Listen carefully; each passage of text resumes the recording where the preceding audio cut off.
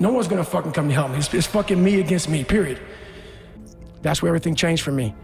I was taking a shower, I walked out, heard these guys, and I watched the show.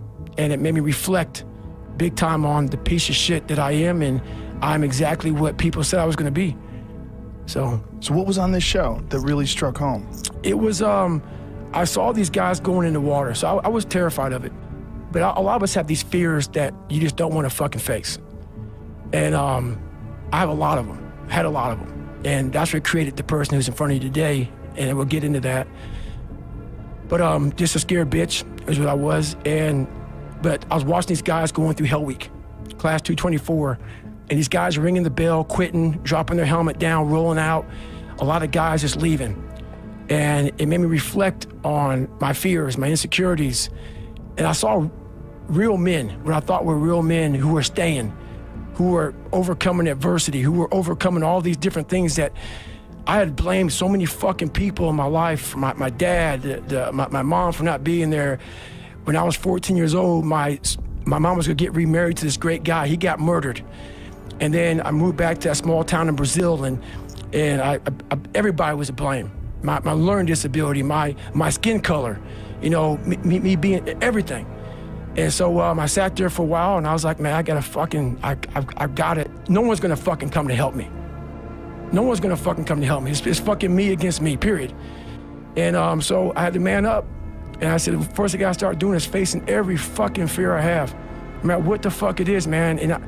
And these things would keep me up at night. No one, people who are hearing this shit, they will never really understand and grasp when you face these things and so many things, how they keep you up and haunt you at night. And I had two options: to either be that 300-pound guy who sprayed for cockroaches and made $1,000 a month, and at 24 years old, knowing when I'm 50 fucking years old, I can reflect on this and think about what guy I never became, or I can totally just sack it up and fail and fail and fail until I succeed. So I started calling recruiters up. I said, I'm gonna go be a fucking Navy SEAL. So I called all these recruiters up, and all of them said, hey, how tall are you, blah, blah, blah, blah. They got into conversation to see if I was even qualified.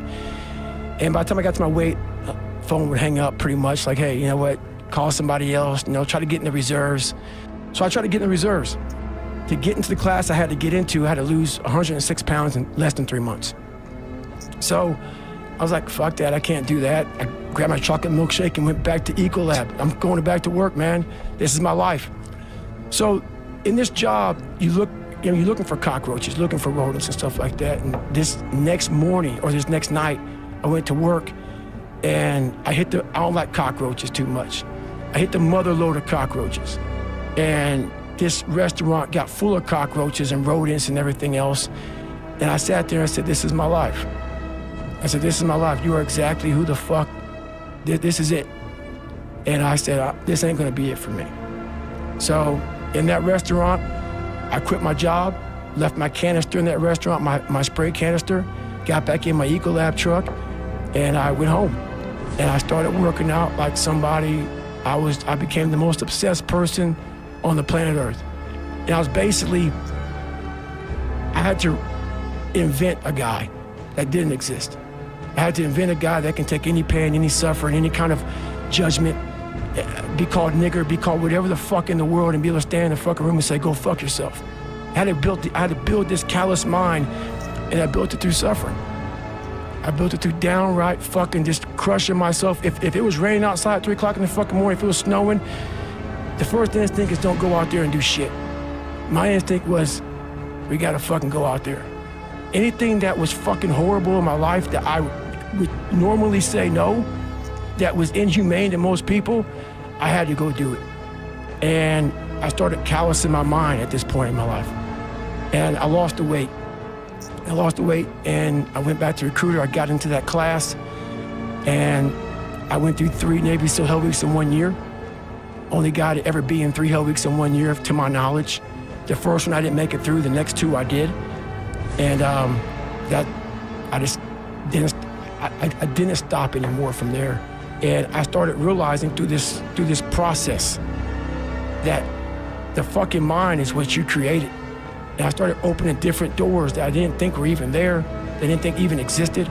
And the more doors I opened up, the more I started realizing that my potential is damn near endless. And it changed my whole mindset. So I went from David Goggins and I created Goggins. And that journey is a priceless journey that is hard for me to even explain to people because it sounds so quick and easy. Like I lost this weight and I went through 3 hell weeks, I went to Ranger School, went to Delta Force Selection, whatever it is. It was brutal. It's a brutal journey every fucking day. And everybody goes, well, are you happy? If anybody knows my life story, and I'll try to give you just a snippet of it, where I'm at today is in front of Joe Rogan telling you my life. To get through where I became, to get through where I'm at now, there's nothing but pride I have for myself that I can't really show people. Because I have this face that they see like, are you happy? What's wrong with you? I'm driven, I'm obsessed. And that's what you see. That's it.